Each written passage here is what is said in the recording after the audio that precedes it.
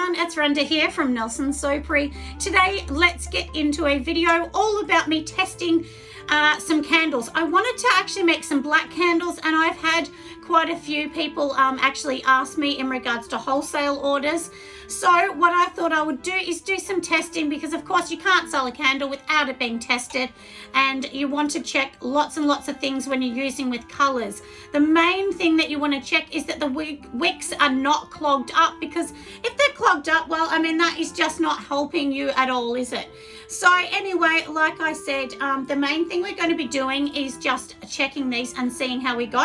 So the first one I've made in these gorgeous black vessels. These are the new ones from Pure Candle Supplies. They're exactly the same as the white one, but just in black. So I thought that I'd offer two. And if you can see the inside, I've already done one testing last night.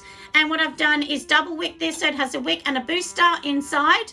And then I've actually colored this with my new wax.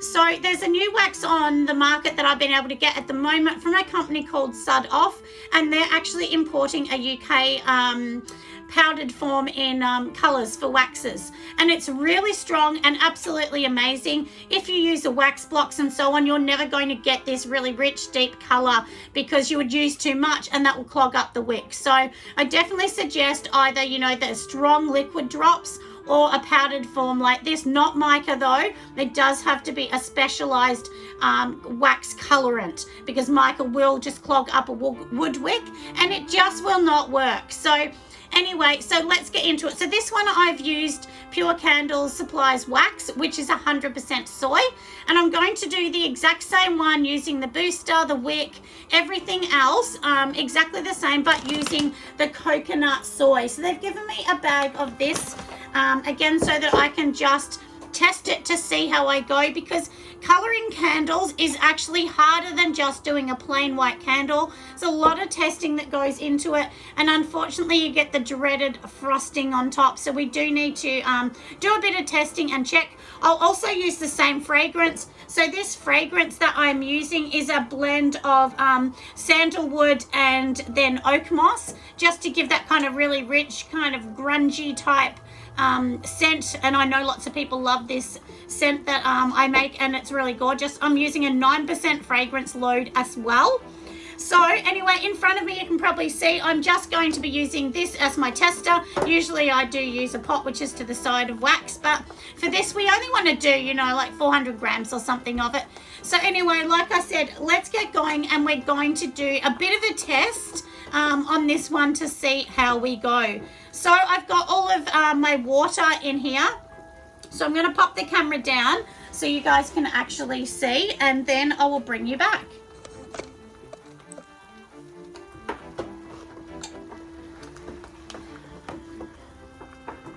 All right, everyone, so here on my little portable electric stove, I've just got my little pot. Obviously it's a double boiling method I'm using, and in here there's nothing in here yet. I've turned it on, the steam is happening, so let's open up the bag and we will just pop some in here. But silly me, I forgot I need to measure this up. Never do testing without measuring it, because then you really don't know what's happening, because there's lots of variables. So I'm just going to pop this on my scale just to the side just for a moment, and I'm just going to do the exact measurements I did before.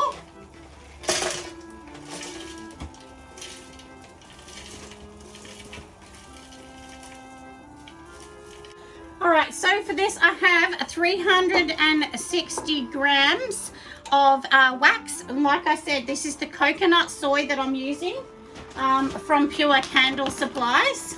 So I thought I better pick that up, and I just put it underneath the desk here, which under my desk I have lots of shelving, so I can pop it all in here.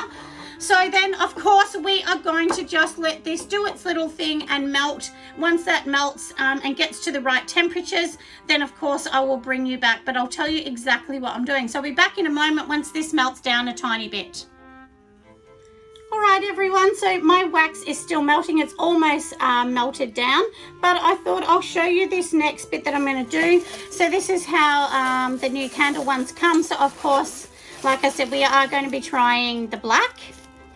So we will just take it out, and I just buy these in a box full, but you can buy them singularly as well. They're not very expensive either.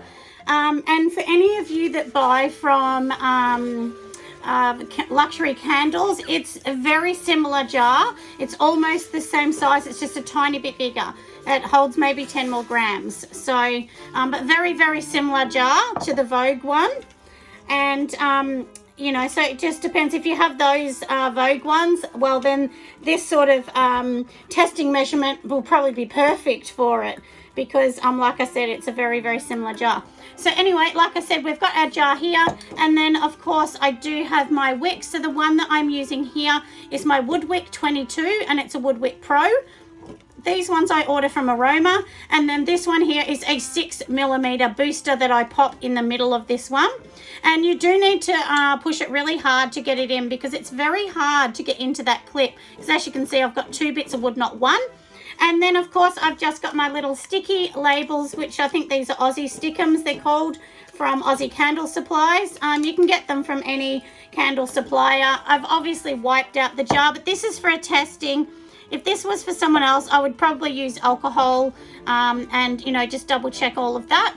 And then here you go, I've got this in here. I'm not too worried about how this is going to sit, to be honest, because you know, like I said, this is only a test. It's only for me. It's not for sale. So if it was, then you can get a paper clip and just put that on there to hold those 2 bits together so that the booster doesn't pull away from the main wood wick. And now the wax that I'm using, this is actually the wax. So if you look at this, it looks red brown, doesn't it? And when I first got it, I thought, oh no, it's not black at all, which it is black, but it just has a bit of a brownie tinge to the black in this powder. So I've actually bought this one from Sud Off in Australia. So that's exactly, you know, where I'm getting all this from. So of course, like I said, this one here is the one I've already done, and you can see that this does have the booster and everything on it as well. The top isn't looking too beautiful, but that's all right. I didn't mind, because like I said, this is just a tester. And one thing I've got to show you this. So if you can see this wood wick on the top, can you see how it looks black? And then this one looks brown. This is how they start. When you have a wood wick, what it actually does is it's literally going to be sucking up the dye into the wick. So this wood wick will turn like a blackish kind of color. So don't panic about that, but it definitely is a part of doing these. And you do need to be telling your customers that wood wick can change the actual wax. So when you're starting to burn your wax, you may notice things like the wax may look darker. So if you do a white one, so I'll show you this one here. This is one that I've been sort of testing, and you can see like how it looks green. But this one was actually white on the top, but I did have a tiny bit of green. So the wax and the wood wick have pulled the green up and made the top look green. So that's something to look out for when you're actually using wood wicks. They definitely can, with the just with the natural wood and oil in the wood, they can definitely pull colors out. So like I said, that's something that you really do need to you know, just look into. So now what we're going to do is, to the side I have the fragrances I'm going to do a test on. So these are the 2 that I'm testing today, and I'm just going to be using 20 grams of each, and then that is going to be I think 10% load, but maybe I'll just make these a little lower, like 18 grams of each or something. And that way it'll be the same as the other one that I've done, because you want your tests to be exactly the same. So now in here, my wax is pretty much melted. So I'm going to be turning this off, and I'll just go and get something to stir. So I just have my little stirrer here, and we do need a board, don't we? So let me just get a wooden board just so I don't burn my surface.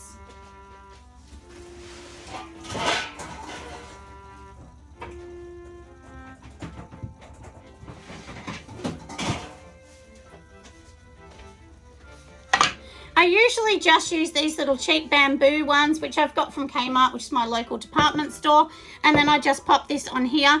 Now, the one thing to remember is we do want to test, don't we? So it's really, really important that we are actually testing and checking all of the measurements. So anything in candle making can make something not work. So it might be whether it's cold or hot in the room you're working at, whether your temperatures are right, whether you're adding the fragrance at the right temperature and so on. There's so many things that really honestly can make your candle go from fab to really bad. So yeah, so anyway, that's something you need to do. So now we're just going to be checking the temperature on this. So the temperature is 73. So around 70 to 75 is when I usually put my colorants in. And as you can see, this is a powdered form. You need the smallest amount, so don't go putting a tablespoon in. That is way too much. So what I actually use is this little teaspoon. It's just a 1/4 teaspoon, and I use half of the 1/4 teaspoon. So I don't know what that would measure up, but you know, just that much. If you can see what's on the end, the tiniest bit, we do not need more than that. And we'll just pop it in here, and you need to give it the lightest stir. So I'm sorry, I can't really show you in here because this is not very good, is it, for me to show you? But anyway, don't stir it up a lot. Be really, really gentle, everybody, because and you know, like, this is all I'm doing is this slowly, you know, really, really small kind of stir, because if you stir it too much, that can cause frosting on your candles. So frosting is, you know, a number of things, but it's just the crystallization of the wax, and then what happens is it just forms those horrible dreaded bits that we don't want on the top. Look, I get frosting like everybody else does, and I just say to people, it is a natural part of a soy wax. Like, there's nothing we can do about that. But you know, you want as least as you can, because it does look a little ugly, especially if you're using you know, colors. So colors just show it more. It's not that there's more in it in a color, it just shows it up more. So anyway, like I said, that's just something to think about, isn't it? So now to the side here, I do actually have my scale, so we are just going to measure out this. Make sure you measure this absolutely perfect. I'm not going to put it in here because it is too hot. If you put in your fragrance and it's too hot, it can actually burn some of the fragrance off. I know there's a lot of debate about that, but I really honestly believe it does burn it off. And I've actually noticed it in other candles that I've done. Some waxes too, you know, may hold better as well than others. So it is a bit of a play and take. And that's why I thought, you know, look, I'm going to do this coconut soy too, to see exactly how we go with it and whether there's a big difference with, you know, like I said, the same, you know, it's good actually for variables to use the same company. So if you're using the same company, test their, you know, soy wax and then test their coconut soy, because I think that's actually really good to be able to do that. And then you know that, okay, you can go back at any time and get it from that company. So like I said, that's my suggestion.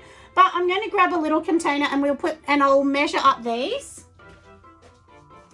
So I have lots of little glass ones. I usually put them in glass. Don't put them in a little cheap plastic one, because what actually happens, the cheap plastic ones, sometimes the plastic is no good and it can actually seep through it. So I know you kind of think, well, how can it? But it really does. So like I said, so we're just going to measure this up. I'm sorry you can't see, but I thought, you know, I'm sure you guys will understand. You won't want me to move everything out. So like I said, I'm actually using one that's called Oak Moss, and that is from Pure Candle Supplies. Sorry, not Pure. That's from Aussie Candle Supplies. And another one that's called Ambered Sandalwood, and that one is also from Aussie Candles. I actually had these ones from a while ago, so I thought, look, I might as well just try them, because you do need to try them as well. Like, so I put, I ended up putting 18 grams of each one in. So, and so, you know, with this and this, it's going to measure up to be around the 400 grams. But like I said, try not to do, you know, try not to, with anything you're doing with candles, try not to like stir vigorously. It causes air bubbles, sinkholes, you know, all these kind of messy bits that none of us want to know about. So this is too hot at the moment, so I'm actually going to wait. You can put your fragrance in, you know, anywhere from 55 to 70. But usually if you're trying, we're talking degrees too, not Fahrenheit.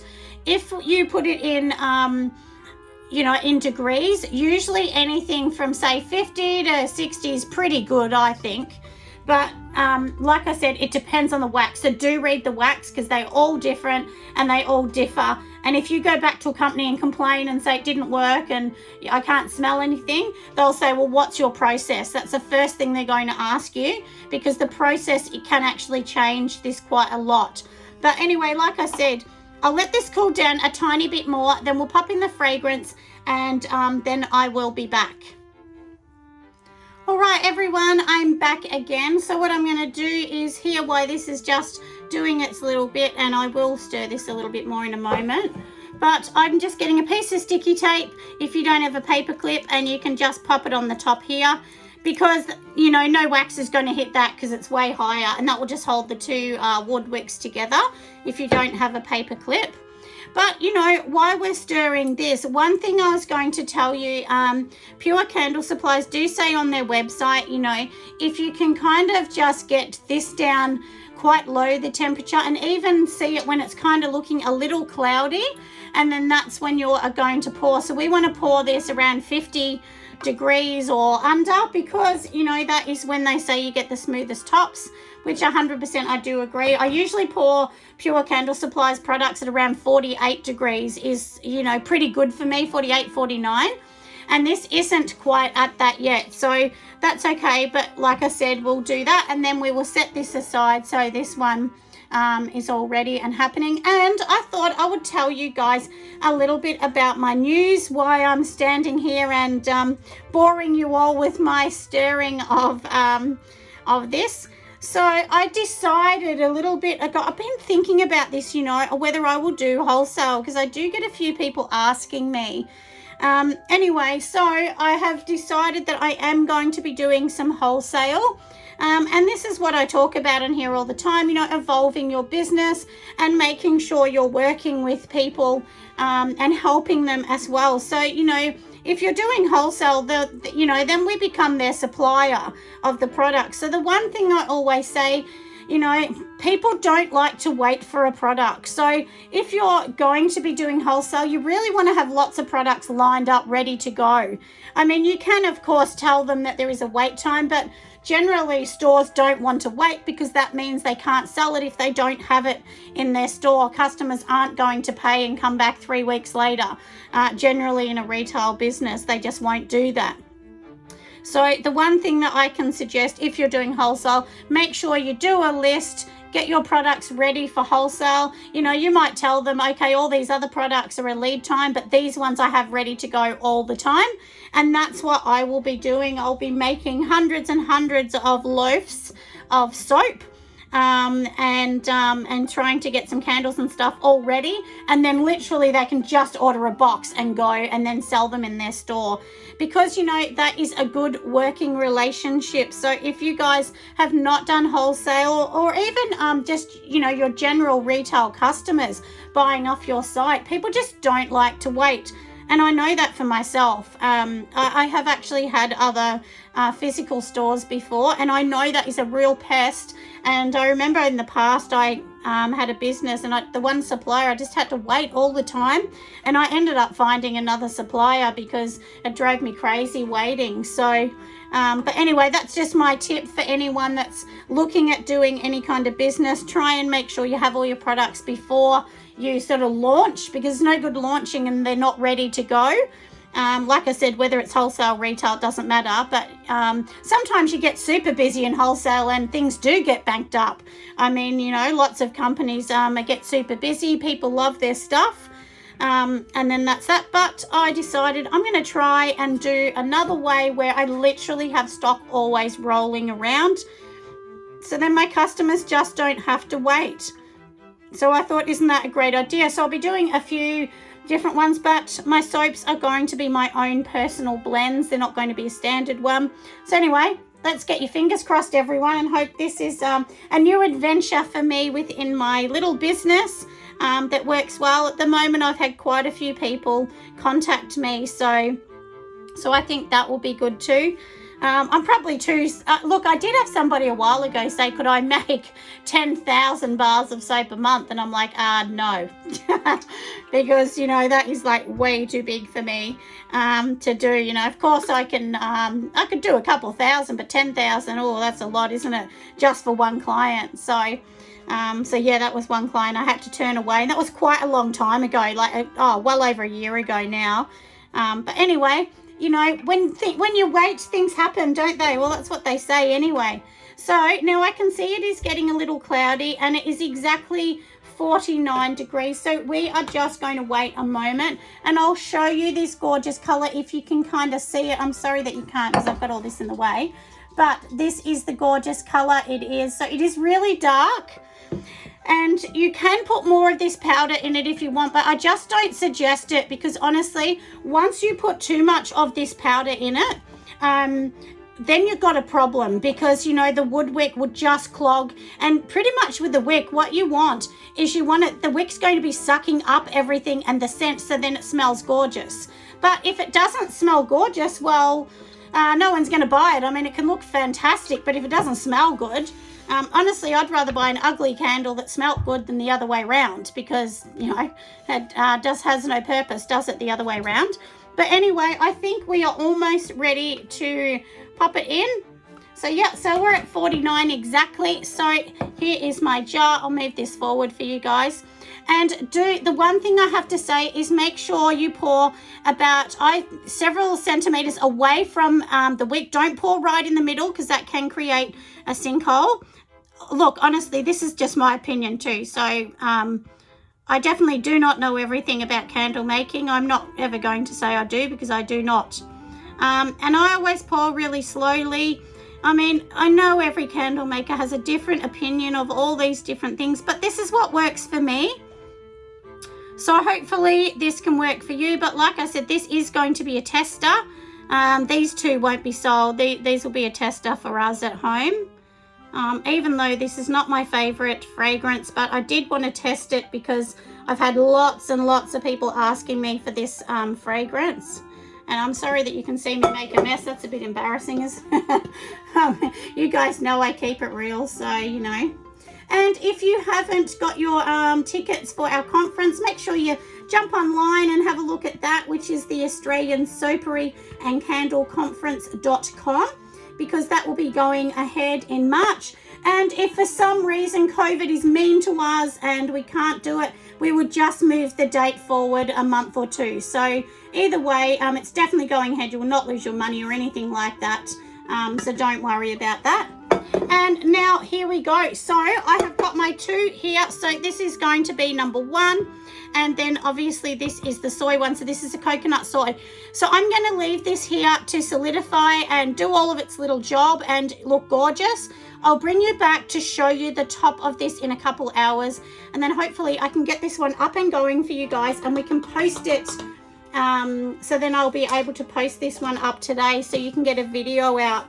Because as you guys have probably known, I haven't had as many videos as I normally have, and I'm sorry. I like to give you 3 a week, but at the moment I'm sort of going down to 2 a week because I've had my beautiful dad here, Father's Day, all the craziness, and like I said, lots of wholesale clients that I'm helping out at the moment. So that's been a little bit crazy getting everything off the ground and happening. But anyway, I'll be on to it all soon. So I'll come back, like I said, in a few minutes, and I will show you what this looks like.